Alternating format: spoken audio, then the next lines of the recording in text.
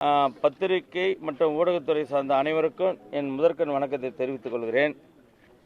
நான் வகித்து வந்த அனைத்து இந்திய அண்ணா திராவிட முன்னேற்ற கழக உரிமை மீட்பு கழகத்தின் மாவட்ட செயலாளராக காஞ்சிபுரம் மாவட்டத்தில் பணியாற்றி என்னுடன் பல நிர்வாகிகள் ஊராட்சி லெவல், ஒன்றிய லெவல், பேரூராட்சி, மாநகராட்சி, நகராட்சி என பல்வேறு பகுதிகளை நாங்கள் கட்டமைப்பு அமைத்து பணியாற்றி வந்தோம்.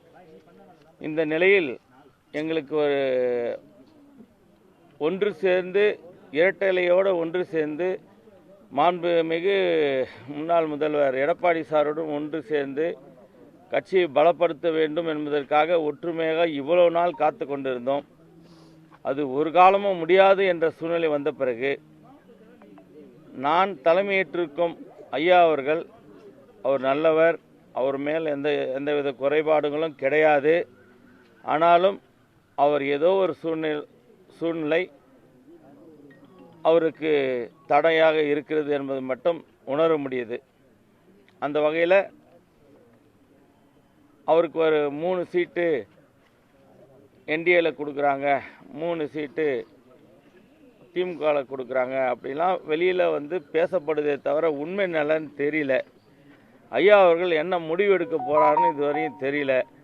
எங்கள் எல்லா தமிழ்நாடு பூரா மாவட்ட செயலர்கள்லாம் கூட்டி திமுகவுடன் கூட்டணி வச்சுக்கலாமா, விஜய் சாருடன் கூட்டணி வச்சுக்கலாமா என்று கேட்டார்கள்.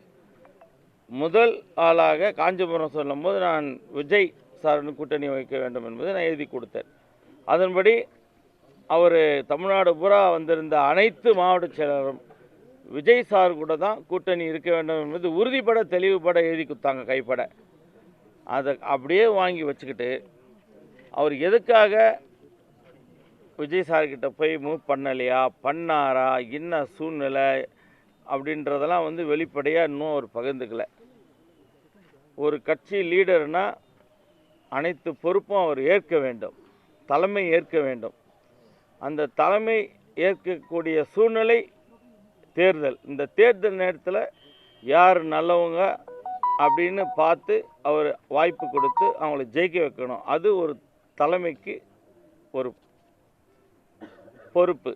அந்த பொறுப்பு இதுவரை என்னன்னே தெரியாமல் மூழ்கி கிடக்கிற மாதிரி இருக்கும். நாங்கள் இப்போ வெளிச்சம் தெரியாமல் இருக்கிற மாதிரி இருக்கும். இந்த அரசியலில் பல போராட்டங்கள், பல உண்ணாவிரதங்கள், பல வழக்குகள் எல்லாம் போட்டும் சேர்க்கவே மாட்டேன் அப்படின்னு எடப்பாடி சார் சொல்லும்போது மீண்டும் மீண்டும் அங்கேயே போய் பிஜேபின்னு போயின்னு அது எந்த அளவுக்கு சரியாக வரும்னு படலை. அவர் இவ்வளோ நாள் எங்ககிட்ட கருத்து கணிப்பு கேட்டு 77 பேர் நாங்கள் விஜய் சார் கூட கூட்டணி போகணுன்னு சொல்லியிருக்கோம். அவர் எந்த ஸ்டெப்பும் இது வரைக்கும் எடுக்கலை. என்ன எடுக்க போகிறான்னு தெரியல. அதனால் காலம் கடந்து வர சூழ்நிலையினால் இன்னும் மேக்சிமம் பார்த்திங்கன்னா இன்னும் ஒரு 10-15 நாளுக்குள்ளே தேர்தல் அறிவிச்சிருவாங்க. அதுக்கப்புறம் நீங்கள் வேறு எங்கன்னா போகிறதுக்கு கூட நமக்கு ஒரு வாய்ப்புகளே இல்லாத மாதிரி போயிடும். அந்த சூழ்நிலையை மனதில் வைத்து கொண்டு அவரிடம் நான் நேரடியாக சென்று